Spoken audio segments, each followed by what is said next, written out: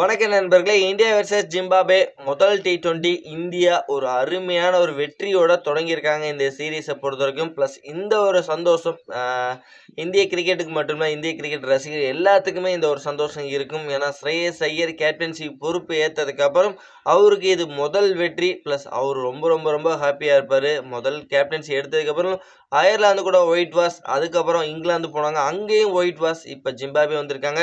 இங்கே வந்து அவர் இந்த சீரீஸில் ஒரு முதல் வெற்றியோட இந்த சீரீஸ்ல ஆரம்பிச்சிருக்காரு.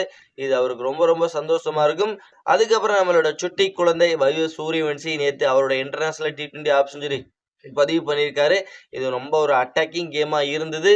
ஃபர்ஸ்ட் ஆஃப் ஆல் வந்து பார்த்தீங்கன்னா இந்த மேட்சை பொறுத்த வரைக்கும் நம்ம இந்தியா டாஸ் வின் பண்ண ஸ்ரேயஸ் தான் டாஸை வின் பண்ணாரு. அவர் என்ன சொன்னார்னா, இதோட பிச்சு கண்டிஷன் எனக்கு சரியாக தெரியாது, நான் இப்போ தான் வந்து இந்த பிச்சில் நாங்கள் முதல்ல விளையாட போகிறோம், அதனால நாங்கள் வந்து முதல்ல பவுலிங் எடுத்துக்கிறோம், ஏன்னா இந்த பிச்சு எந்த மாதிரி ரியாக்ட் பண்ணும் அப்படிங்கிறா எங்களுக்கு தெரியல அப்படின்னு ஓப்பன் அவுட்டாக சொன்னார். ஸ்ரேயஸ் ஐயரை பொறுத்த வரைக்கும் அவருக்கு முதல்ல ஒரு பாராட்ட சொல்லி ஆகணும். ஏன்னா இந்த பிச்சு கண்டிஷன் எப்படி இருக்குன்னே தெரியாமல் நம்ம வந்து முதல்ல பேட்டிங் எடுத்து மொக்க வாங்கி வாங்குறதுக்கு எப்படி இருக்குன்னே தெரியாதுப்பா, நாங்கள் அதனால் பவுலிங் எடுக்கிறோம் அப்படின்னு டீசெண்டாக ஓப்பன் அவுட்டாக சொன்னார். அதை வச்சு நம்ம வந்து முதல்ல பாராட்டணும். ப்ளஸ் அதுக்கப்புறம் பவுலிங் போட ஆரம்பித்து நம்ம இந்திய அணி ஆரம்பத்திலே மொத்த போலே மயக்காத ஒரு விக்கெட் எடுத்து ஸ்டார்ட் பண்ணார்.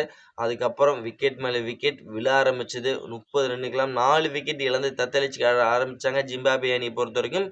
அதுக்கப்புறம் கொஞ்சம் ஜிம்பாப்வே பொறுத்த வரைக்கும் கொஞ்சம் ஒரு போராட்டம் இருந்தது. இருந்தாலும் வந்து பார்த்தீங்கன்னா கடைசியில் அவங்களால 20 ஓவருக்கு வெறும் 125 ரன் மட்டும்தான் அடிக்க முடிஞ்சதுங்க.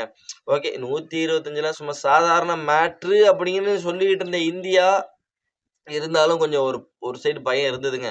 125 நம்ம வந்து சேஸ் பண்ணுமே, இப்போ இருக்க கண்டிஷன் நம்ம இந்திய அணி அயர்லாந்து கூட ஒயிட் வாஷ், இங்கிலாந்து கூட ஒயிட் வாஷ், ஐயோ இந்தியா இந்த ஸ்கோரையாவது சேஸ் பண்ணுமா அப்படிங்கிற பயம் நிறைய பேர்த்துக்கு இருந்திருக்கும். ப்ளஸ் ஆனால் நம்ம இன்னைக்கு சுட்டி குழந்தை, அதுக்கெல்லாம் நான் வாய்ப்பே இல்லையா, இன்னைக்கு நான் போட்டு நொறுக்க போகிறேன்ட்டு ஜிம்பாப்வேயோட பவுலிங்கை போட்டு நொறுக்கி எறிஞ்சாரு. ப்ளஸ் 19 பால் தான் பிடிச்சாரு, 50 ரன்னு, 4 பவுண்டரின்னு சும்மா தெறிக்க விட்டாப்புல மனுஷன்.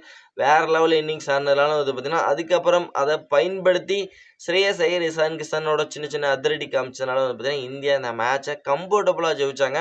வெறும் இந்த ஸ்கோரை சேஸ் பண்ணி வெறும் 3 விக்கெட் மட்டும் தான் இழந்திருந்தாங்க. 7 விக்கெட் வித்தியாசத்தில் இந்த சீரீஸில் வந்து முதல் வெற்றியை பதிவு பண்ணியிருக்காங்க. இப்போ இந்திய அணி 1-0 முன்னிலையில் இருக்காங்க. இந்திய அணியோட இந்த வெற்றியை பற்றி நீங்கள் என்ன நினைக்கிறீங்க அப்படிங்கிறத மறக்காமல் நம்மளோட கமெண்ட் செக்ஷனில் கமெண்ட் பண்ணிட்டு, இந்த வீடியோ உங்களுக்கு பிடிச்சா லைக் பண்ணி ஷேர் பண்ணி உங்கள் சப்போர்ட்டையும் அது கூட ரொம்ப ரொம்ப யூஸ்ஃபுல்லாக இருக்கும் நண்பர்களே.